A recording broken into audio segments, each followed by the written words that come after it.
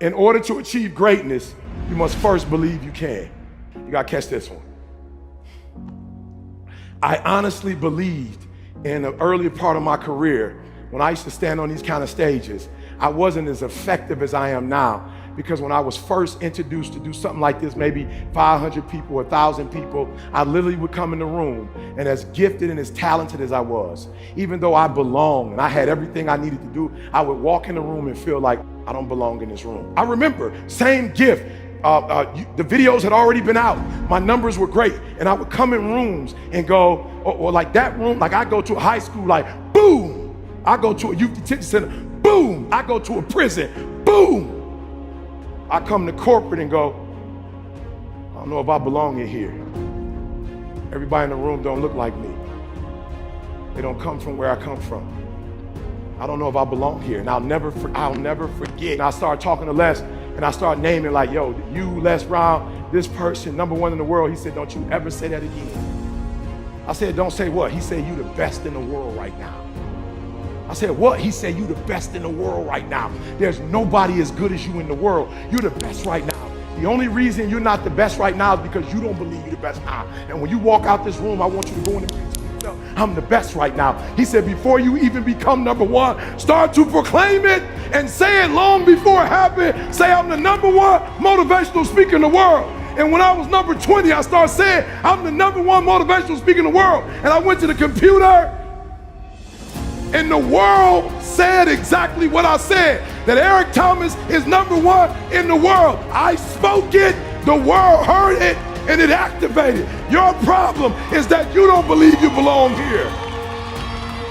Your problem is that you don't think you should be sitting down here. When I believed that my voice was needed in this world, when I believed that I needed to be on the stage, not for myself, but to speak to a group of people who come from where I come from, a working class, who don't know what it's like to make millions and millions of dollars, who don't understand what wealth looks like, that I needed to come in the room with a single parent mother, with a father not in my life, being homeless and a high school dropout. Only somebody who comes from where you come from can tell you you belong. And I had to get my butt on stage, because there's some folks that Les Brown can't reach.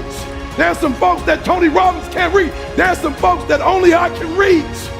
And so I need to be on the stage with them, doing what I was called to do.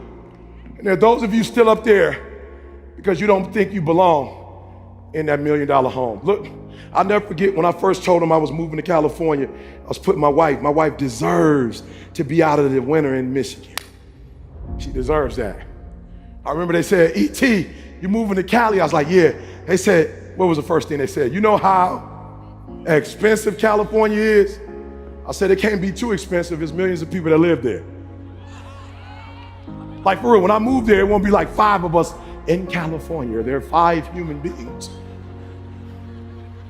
I'm like, there's a lot of people live in California. It can't be that expensive. Are you selling your home in Michigan? I said, no, why would I do that? How can you afford 2 homes? How can I not? My wife has MS. How can I not? She wants to be with her family in the summer, and she wants to be in the warmth in the winter. How can I not be bi-coastal? I won't be the first one. As a matter of fact, there's some people who own 3 and 4 homes. So we got one there, and now I'm looking at the French Riviera as my next spot. We talked about the French Riviera, baby. That's my next spot. Listen to me very closely. If I had one message to leave you with that's a game changer, is you need to start to believe. Yeah, write this down. No. Do me a favor. Don't say that. Don't say you believe. Don't do that. Don't do that.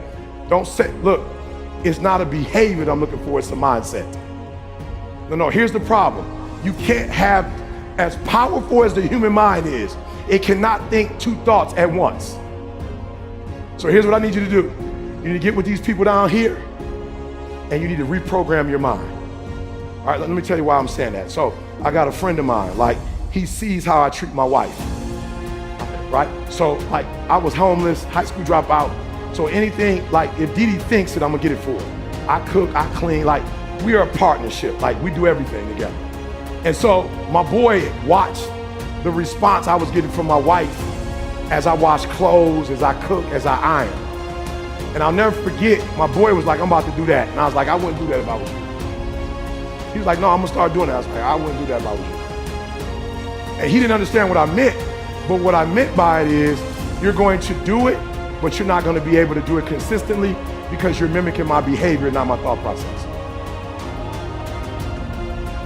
See, you're gonna stop ironing clothes because somewhere in your mind, you think your wife is subservient. See, somewhere in your mind, you think your wife was born to take care of your needs. I'm not saying there's nothing wrong with that. I'm just telling you, you can't do what I do with that mindset. Like, you can't believe, because so now you're gonna start ironing clothes, and the people in your culture are gonna say, what are you ironing clothes for? That's a woman's job. See, I don't have a problem when people tell me, I'll never forget, I was on the floor in an apartment we had, and I was mopping the floor on my knees, and my boy came in and was like, what are you doing? I was like, I'm mopping the floor. You ain't never seen nobody wipe the floor. He was like, not on your hands and knees. I was like, yeah, my wife is a neat freak, so I gotta get on my hands and whatever. He was like, yo, bro, you whipped. I was like, you ain't know that? What, you trying to embarrass me? You just found out I was whipped, bro? He was like, yeah, you whipped. I was like, I see that as a compliment. Whipped. Bruh, when I was homeless and living in abandoned buildings, my girl would sneak me into her crib. When I didn't have a job, she would give me her allowance at 15. When I went to college, she was the one that said, go get your GED and follow me to college or I'm breaking up with you. When I started my speaking career, she was the one that got her job first as a nurse, and we had health insurance, and the first house we bought, my credit was so messed up, she couldn't even take my last name. She bought the first house with her credit. What do you mean about, yeah, I'm whipped and loving it. I'm about to buy me a shirt that said whipped. So you ain't even gotta ask me. Are you hearing what I'm saying? I worship the ground she walks on because she's been there for me since day one. So you can't mimic what I'm doing if you don't think like I think. I look at my wife as a queen. You look at your wife as your servant.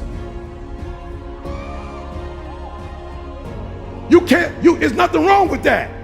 There's nothing wrong if you guys have those roles. There's nothing wrong with that. I understand that. I've been with my wife my whole life. All of my success. I can't even divorce her because I don't know what's mine and what's hers. Like, I never accomplished anything on my own. You're not hearing what I'm saying. So there are those of you who want to mimic their behavior. It's not their behavior you need. It's their mindset that you need. It's the way they think is what you need. And when you begin to think the way, let me say this to you, and this gonna be weird for my working class people.